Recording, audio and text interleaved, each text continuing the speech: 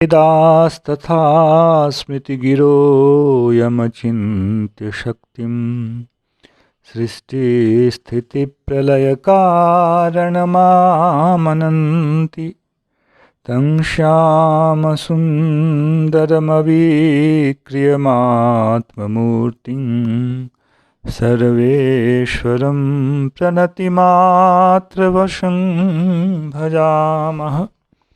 अज्ञाननीरधिरुपैति यया विशोषं भक्तिः परापि भजते परिपोषमुच्चैः तत्त्वं परं स्फुरति दुर्गममप्यजस्रं साद्गुण्यभृत्स्वरचितां प्रणमामि गीताम्।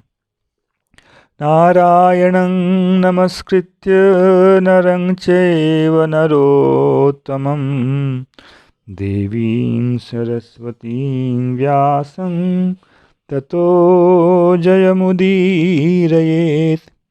हरे कृष्ण कृष्ण कृष्ण हरे हरे, हरे राम राम राम हरे हरे। गीता मंजरी का यह 174वां अंक है। विगत अंक में हम लोगों ने यह श्रवण किया, सब लोग भगवान के शरणागत नहीं होते हैं क्योंकि वे लोग कामनाओं से ग्रस्त रहते हैं। वे लोग शीघ्र ही अपने कर्म का फल चाहते हैं, इसलिए वे लोग देवताओं की उपासना करते हैं। किंतु सबके लिए एक ही समान कर्म का विधान नहीं है। किस कर्म से किसको क्या सिद्धि मिलेगी, इसकी व्यवस्था वैदिक की व्यवस्था है और भगवान इस विषय का स्पष्टीकरण 13वें श्लोक में कर रहे हैं। चातुर्वर्ण्यं मया सृष्टं गुणकर्म विभागशः तस्य कर्तारमपि मां विद्यकर्तारमव्ययम्। श्लोक बहुत प्रसिद्ध है और विवादास्पद भी है। भगवान कह रहे हैं, मया चातुर्वर्ण्यम सृष्टम, चारों वर्णों का जो समूह है यह मेरे द्वारा सृष्ट हुआ है। कर्म का विषय आया है, कर्म का विभाग करना है, किसके लिए कौन सा कर्म उचित है, कर्तव्य के रूप में क्या है, तो उसके लिए भगवान ने 4 प्रकार के वर्णों का विभाग किया है। विभाग का आधार क्या है? गुण कर्म विभागसः। गुण और कर्म। गुण का अर्थ यहाँ स्वभाव नहीं है, गुण का यहाँ अर्थ है प्रकृति के तीनों गुण, सत्वगुण, रजोगुण और तमोगुण। जन्म में हमें शरीर भी प्राप्त होता है और हमें स्वभाव अंतःकरण भी प्राप्त होता है। अंतःकरण तो यद्यपि हमारा जन्मांतरों से चलता आता है, पर अंतःकरण का जो स्वभाव है वह जन्मांतर में परिवर्तित होता है। तो जन्म में हमें ये 2 चीज़ें प्राप्त होती हैं, नया शरीर और स्वभाव। कितना क्या परिवर्तन होना है यह तो भगवान ही जानते हैं। ये दोनों प्रकृति के गुणों से निर्मित होते हैं। जो भी हमारा अंतःकरण का स्वभाव है, हृदय का, मन का, चित्त का, यह भी प्रकृति के गुणों पर निर्भर करता है। और जो शरीर की सृष्टि है यह भी प्रकृति के गुणों के द्वारा ही पंचभूत से हुआ है। पर यहाँ बहुत एक सूक्ष्म विषय है जिसका कि लौकिक प्रत्यक्ष लौकिक दृष्टि से जिसे नहीं समझा जा सकता है। स्वभाव को तो हम समझ लेते हैं कि सत्वगुण का स्वभाव है, रजोगुण का स्वभाव है, तमोगुण का स्वभाव है। किंतु शरीर सत्वगुण में है, रजोगुण में है, तमोगुण में है, मिश्रित गुण में है, इसको समझना लौकिक दृष्टि से बहुत कठिन होता है और इसलिए यह विवाद का विषय बन जाता है। पहले भी दास ने यह निवेदन किया है कि जन्म जो है, शरीर जो है, यहाँ भी संस्कार के रूप में गुण की प्रधानता होती है। वैसे कर्म से वैसे गुण का उद्भव और उस कर्म से, उस गुण से संस्कृत होकर जो पंचभूत हैं उनके संगठन से यह शरीर प्राप्त होता है। यह बहुत सूक्ष्म वैदिक की व्यवस्था है, इसको लौकिक तर्क से नहीं समझा जा सकता है। सारे आचार्यों ने गुण का अर्थ सत्वगुण, रजोगुण, तमोगुण का कहा है। यह तो जन्म के आधार पर हुआ, और जन्म लेने के बाद फिर क्या करना है, कर्तव्य के रूप में क्या विहित है, इसको यहाँ कर्म का विभाग कहा गया है। जैसे कोई ब्राह्मण वर्ण का जन्म है तो किस प्रकार उसके जन्म के बाद उसके जीवन का जो पथ है किस प्रकार का होगा, यह पूर्वतः निर्धारित है। इस प्रकार का होना चाहिए। यदि वह करता है, कर पाता है, तो उस कर्म से होने वाली सिद्धि उसे शीघ्र प्राप्त होगी। यहाँ यदि कोई उल्लंघन करता है तो भगवान ने 3 अध्याय के 35वें श्लोक में कहा है, स्वधर्मे निधनम से यह परधर्मो भयावह। उल्लंघन करके किया हुआ धर्म जो है वह भयावह ही होता है, वह शीघ्र फलदायी अथवा सुंदर फलदायी नहीं होने वाला है। यदा कदाचित जो इसका व्यभिचार देखा जाता है महत्पुरुषों में, उस विषय को हम भूल जाएं, हम सामान्य नियम के अनुसार यहाँ विचार करें।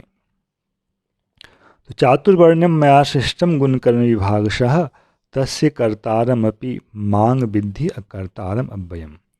यहाँ भी भगवान तत्पदार्थ का शोधन कर रहे हैं, तत्पदार्थ के विषय में ज्ञान दे रहे हैं।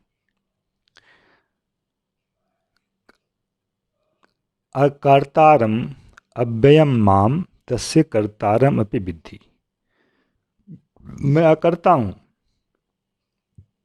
मैं अव्यय हूँ, तथापि तुम मुझे चारों वर्णों का सृष्टा समझो। यह विचित्र बात है। यह है विरुद्ध धर्माश्रय। भगवान में विरुद्ध धर्म एक साथ रहते हैं। इसको लौकिक रूप से या तर्क के रूप से हम देखेंगे तो यह कहेंगे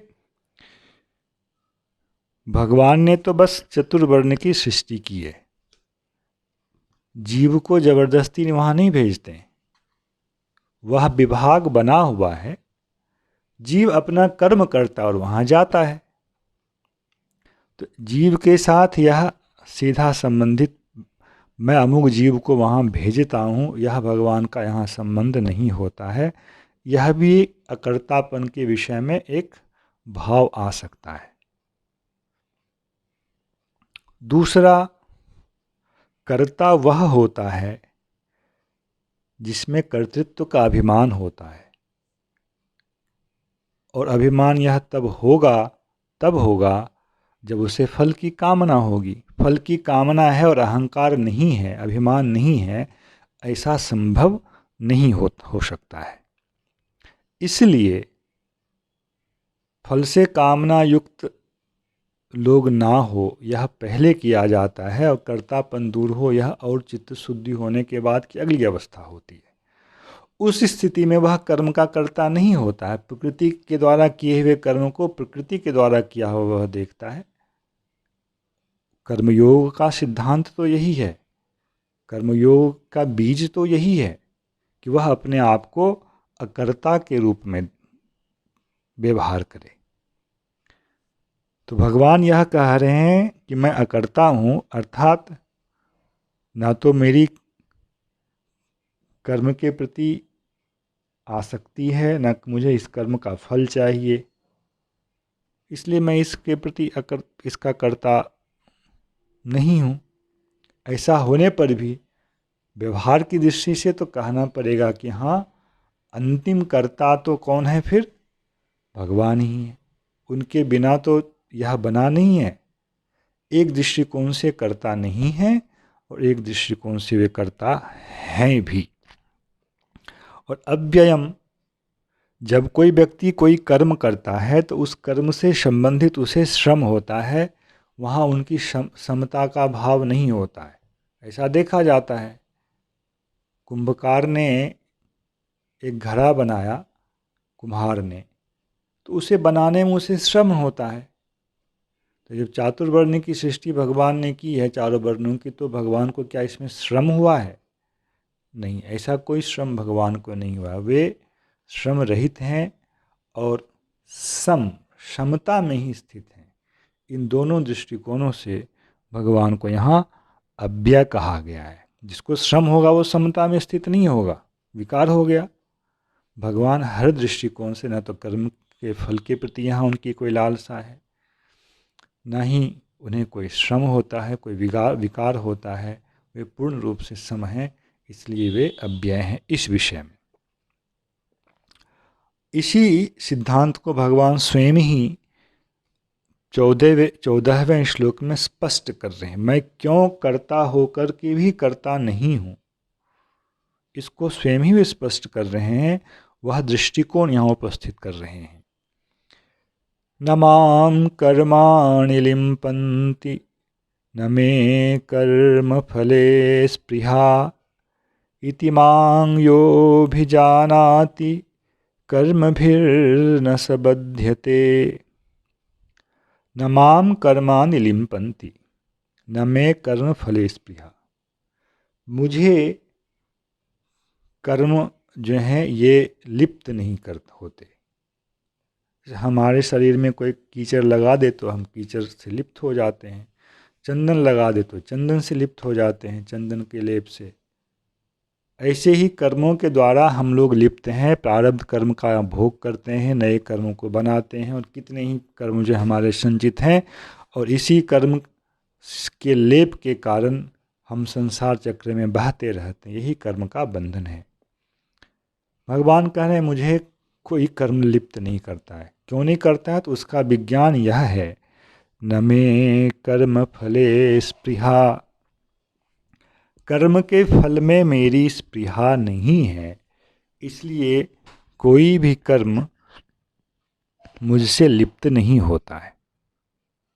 और यही वह विज्ञान है जो कि एक कर्मयोगी को आना चाहिए समझ में। तो भगवान ने इस दृष्टिकोण से कहा कि मैं कर्ता होकर के भी अकर्ता इसलिए हूँ क्योंकि इस कर्म के फल में मेरी स्पृहा नहीं है। क्योंकि कर्म के फल में मेरी स्पृहा नहीं है, इच्छा नहीं है, इसलिए यह कर्म मुझसे लिप्त नहीं हो सकता, इसलिए मैं अकर्ता हूँ।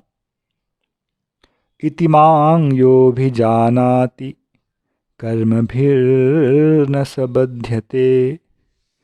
जो ऐसा मुझे जानता है, जन्म कर्म च मे दिव्यम भगवान ने अभी पीछे कहा, तो उनका कर्म दिव्य इस रूप में भी है। और भगवान कह रहे हैं जो इस रूप में मेरे प्रति विश्वास, जो भी जानाति, साक्षात्कार करने से पहले जो ऐसा विश्वास भी करता है, कर्मभिर्न स बध्यते, वह भी कर्म से बंधता नहीं है।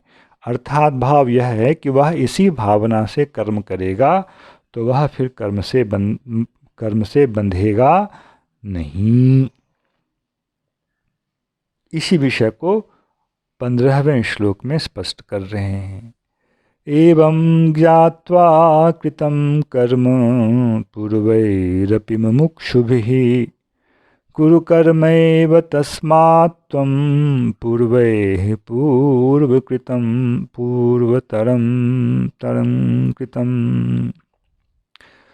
पूर्वैः अपि मुमुक्षुभिः, पूर्व काल में जो लोग भी मोक्ष के अभिलाषी हुए हैं उनके द्वारा भी एवं ज्ञात्वा, मेरे संबंध में ऐसे ज्ञान के साथ, कर्म कृतम, कर्म का आचरण किया गया है। अर्थात कर्मयोगी, मुमुक्षु होने के लिए किसी को कर्मयोगी बनना पड़ेगा।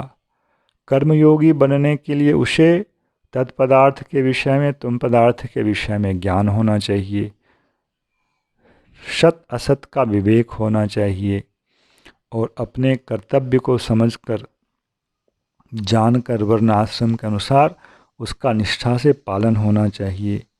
पालन करने में मैं केवल अपने कर्तव्य का पालन कर रहा हूँ, इससे मुझे किसी सांसारिक फल की प्राप्ति ना हो। कर्तव्य है इसलिए मैं कर रहा हूँ, कर्म के फल में मेरी स्पृहा नहीं है। इस प्रकार एवं ज्ञात्वा में इतनी सारी बातें आती हैं। चातुर्वर्ण की सृष्टि हुई, मैं किस वर्ण का हूँ, मैं किस आश्रम, वहाँ नहीं लिखा गया है पर आश्रम को वहाँ हमें समझ लेना चाहिए। मैं किस आश्रम का हूँ, मेरे लिए वर्तमान देश काल के अनुसार क्या कर्तव्य विहित हुआ है, यह सब जान करके मुमुक्षु लोगों ने कर्म किया है। उसमें मुख्य जो भावना है, मुमुक्षु है तो उसको इसी प्रकार से, इसी रीति से कर्म करना पड़ेगा जैसे भगवान ने कहा है, न में कर्म फले स्पृहा। कर्म फल में स्पृहा नहीं है, इसलिए मुमुक्षु को भी कर्म फल में स्पृहा नहीं होनी चाहिए। कर्म फल यहाँ मतलब जैसा शास्त्र में उसका लौकिक फल कहा गया है। वो मोक्ष की तो इच्छा उसकी है, किंतु लौकिक फल की इच्छा उसे नहीं है। मोक्ष की इच्छा है तो उसको मोक्ष की प्राप्ति होगी। इसलिए इससे यह भी सिद्ध होता है कर्म मार्ग की जो अंतिम गति है, जहाँ तक यह पहुँचा सकता है, वह है मोक्ष। इसको भगवान ने ये यथा माम प्रपद्यन्ते श्लोक में लक्ष्य किया है। हाँ, अलग अलग रीति के लोग हैं तो उसमें कर्मयोगी, ज्ञान योगी, ध्यान योगी, विभूति योगी, आगे उपासनाओं के अनेक प्रकारों का वर्णन है। तो सबके फल में कुछ न कुछ विशेषता परस्पर से रहती है। तो मुमुक्षु इस प्रकार से कर्म के विज्ञान को जानकर, तम पदार्थ के स्वरूप को जानकर, तत्पदार्थ के स्वरूप को जानकर, इदम पदार्थ के स्वरूप को जानकर उन लोगों ने, मुमुक्षुओं ने ऐसा किया है। इसलिए कुरु कर्म एव तस्मात् त्वं पूर्वैः पूर्वतरं कृतम्। पूर्व लोगों ने जैसे कर्मों का आचरण किया है, तुम भी उसी प्रकार से कर्म का आचरण करो। अब आकर के भगवान ने अर्जुन के उस प्रश्न का उत्तर दिया जो अर्जुन ने तीसरे अध्याय के प्रारंभ में कहा था। अर्जुन का प्रश्न था कि भगवान, व्यामिश्रेणेव वाक्येन बुद्धिं मोहयसीव में तदेकं वद निश्चित्य येन श्रेयोहम आपनुयाम। मिली जुली बातों से लग रहा है आप मेरी बुद्धि को भ्रमित करना चाहते हैं, मुग्ध करना चाह रहे हैं। इसलिए तद एकम निश्चित्य वद, इसलिए मेरे लिए एक क्या करना है यह निश्चय करके आप बोलें, जिससे कि मैं मंगल को प्राप्त कर सकता हूँ, प्राप्त करूँगा। उसका यहाँ भगवान ने अब यहाँ उत्तर दिया, कुरु कर्म एव तस्मात् त्वं। कोई तुम्हारे लिए मिश्रित वाक्य नहीं है, तुम कर्म का ही आचरण करो जो पूर्व के लोगों ने, कर्ममार्गी लोगों ने किया है। और राजर्षि लोगों के लिए विशेष करके कर्म मार्ग की ही प्रधानता भगवान ने यहाँ कही है।